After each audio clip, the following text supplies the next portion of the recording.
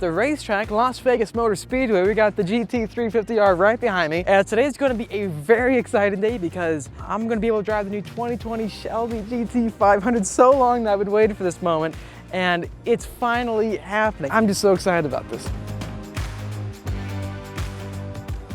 Okay, behind the wheel of a 2020 Shelby GT500. That looks good. Yep. Make sure you put your safety belt on. Can't have it filmed without it in there. Gotcha. It's one of the Ford rules. What's your opinion on the green? Do you like it? I do.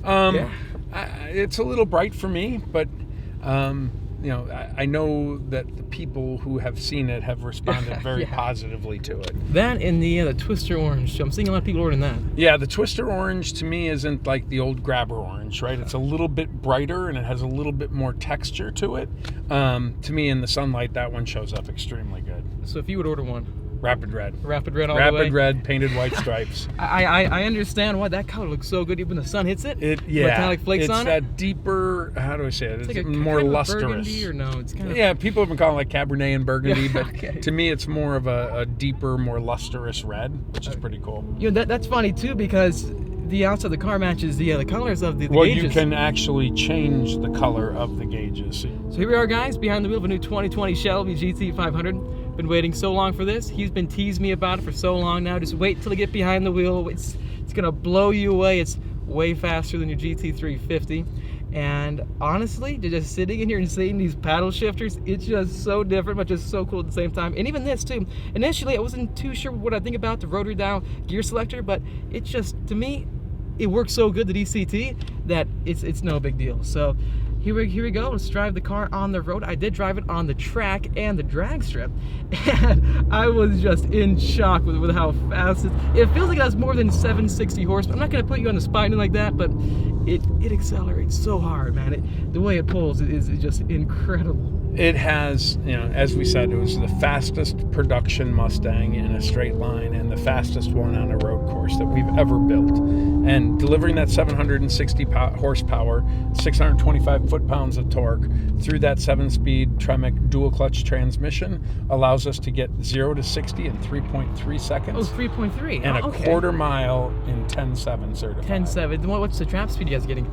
It depends on how you're going out, but you're going to be well over 130 at 10.7. That's so incredible. Just thinking about it, because my GT500 2014, it was good in the corners, but like it was nothing like the R. But in the straight line, that thing was just, I think it was the best muscle car you could buy back then. At the time, yeah, and 200 mile an hour. 200 miles. How about this? I think this one's speed limited at 180. And what we wanted to do, if you're engineering a car to go 200 miles an hour in a straight line, there would be trade-offs for performance on the track or even performance on the drag strip, right? Now, the long gear in that first gear, right? When you're 13, you can go almost to 60 miles an hour in that first gear. It's one of the longest gears.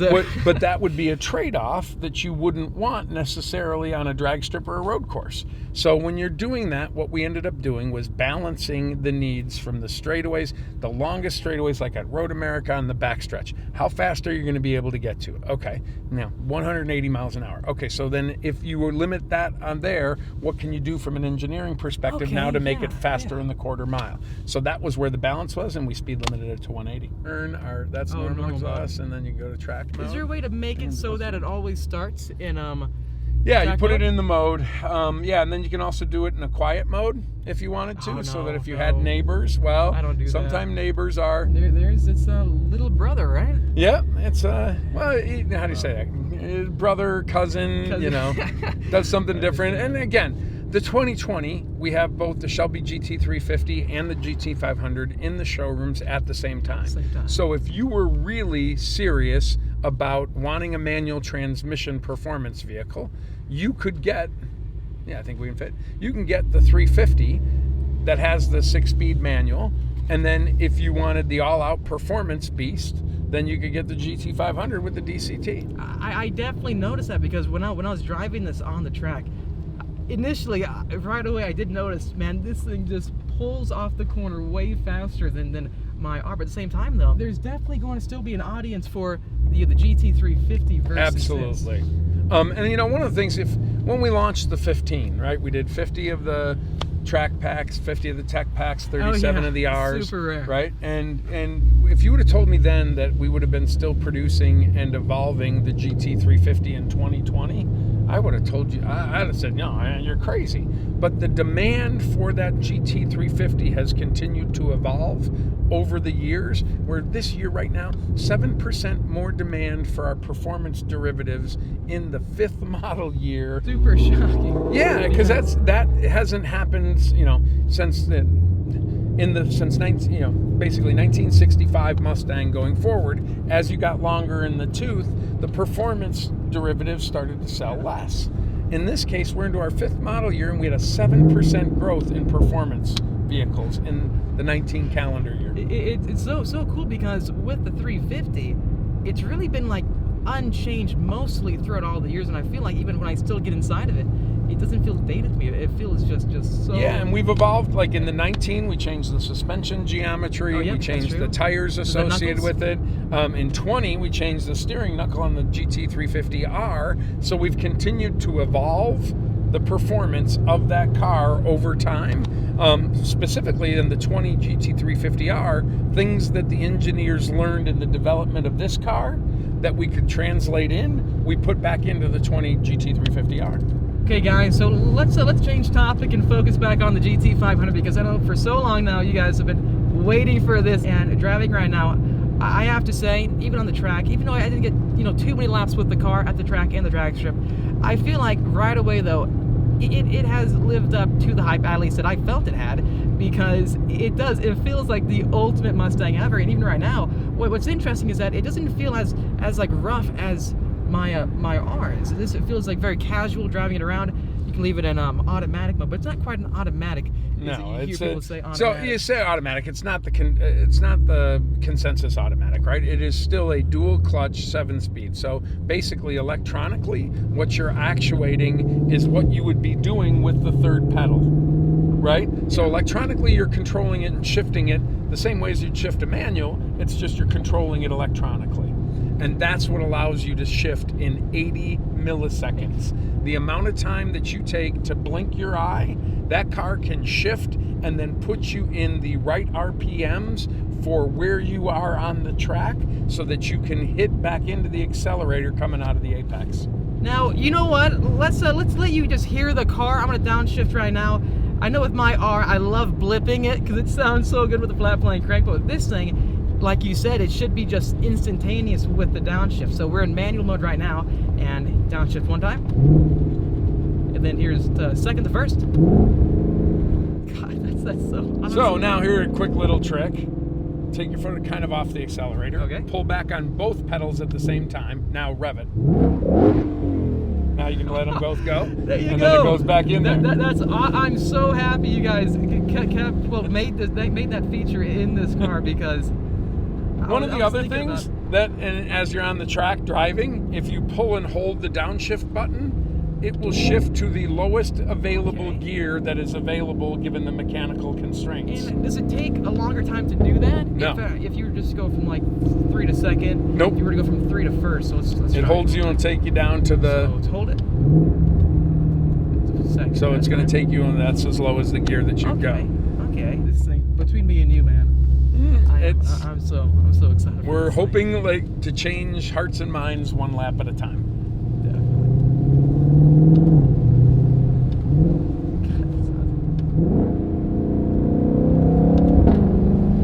That's hear the little pop. Isn't that fun? What was that? So that's calibrated in there, right? So yeah. So that is calibrated in there as kind of like a surprise and delight to get that little feeling of popping back through the intake. And you can really do it when you lightly take your foot off the accelerator and upshift. With different modes. So this is, what mode is this? I think you're in normal mode. So now this is track mode, drag, so slippery. So that's the normal.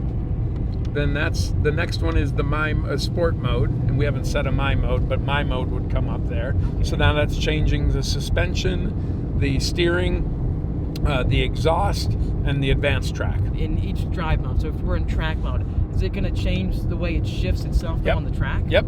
It's going to change how your shift patterns, what it's reading. It changes the gauges, so now you have just RPM across the top, because that's more important. And then, so the drag strip, what kind of shift pattern are you looking at? Is it gonna be like more like instantaneous? It's going to hit it so that you are actually transferring the torque to the wheels with the limited amount of slip. And then on the track, it's gonna be smoother, right? Just so that doesn't upset the balance. It's not so much as upsetting the balance as it is getting it into the right RPM at the right gear for the position that you're in. I have to say one thing though, that hood looks so badass. Just sitting right behind it. Yep. And it's just so awesome. And fully functional, right? I mean, the design was not to say, oh, we want a big air extractor on the hood. What it is when they designed it for the air that coming in, they needed it to go somewhere. Yeah. And they needed it to be this big to let the airflow through without getting the lift off of it. So it's not only looks cool, it's functional. So if I rev it right now, they'll hear us pulling it, right? That's so awesome. I'm impressed. I really am. Even the steering feel, I feel like, even the track, when I was braking, I could brake like 10/10 and, well, threshold brake. And the way this thing stops, it's amazing. It and just then shocks me. Compared to how you were doing it versus when you had the professional in there, did you see how much deeper you could go in? Yeah, I noticed that. like I would have never expected you could break that. Like, 'cause thinking about it, Mustangs, they're pretty big cars, and this Makes doesn't it weigh feel light. super light. But I think with the track pack, with the carbon wheels and stuff, it does make a huge difference in the sense that it feels much lighter than it is. Yes. And you can point the car and turn it in just so easily. And I felt like you were saying, you can brake later and later as long as you built the confidence to it. Yep. And it's hard to believe that it really is a Mustang because the performance levels of it are just that high. The pinnacle of Mustang performance from a production standpoint. I haven't heard much of like lap times about this car. Did you guys test it against? Well, not against anything, but like did it run pretty fast laps too? Oh yeah, and we let the journalists and the folks go out there and test the lap times on there. We don't release lap times, but you will be impressed with the times that are generated from VIR and NOLA and the various tracks across the country. So it's definitely punching above its above its weight class for sure. It's the first ever Mustang that's going to cost six figures, because mine. Well, you can get one up to six figures, and you know, it's, how do we say this? All of the performance derivatives that you can get into this vehicle is at $97,000. Everything, and quite frankly, that includes the electronics package, which doesn't help your performance. So all of the performance stuff is still below six figures. It only goes to the $100,000 if you wanted to paint it over the top. Yeah, it's more of like stripes. Aesthetic. If you want to make your car look more unique and stuff. I'm doing it because I've always kind of wanted painted stripes. I don't and with my vinyl below stripes the are clear good, coat. Yeah, so it just looks But that is it. an appearance item. Everything from a performance standpoint can be had below 97. Then the base model too, though, I think it's a hell of a car. I haven't taken it on the track yet, the base model, but I definitely will. I don't know if I told you this, but I'm getting 2 GT500s. So since my track pack did get delayed till spring, I'm going to be getting a 2020 base model for the meantime. Try to experience what it's like to own the base model versus like the track pack car. Yeah, no, and it's a different flavor across the board. And starting from $73,995, you can get the 760 horsepower and a car that is very capable on the track, all the way to the carbon fiber track package that is the pinnacle of performance on a track or a drag strip.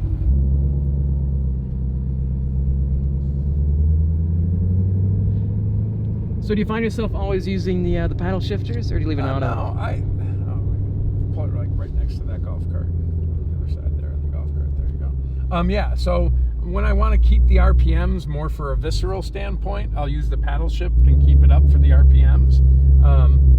But predominantly leave it in automatic because that shifts smarter than I do.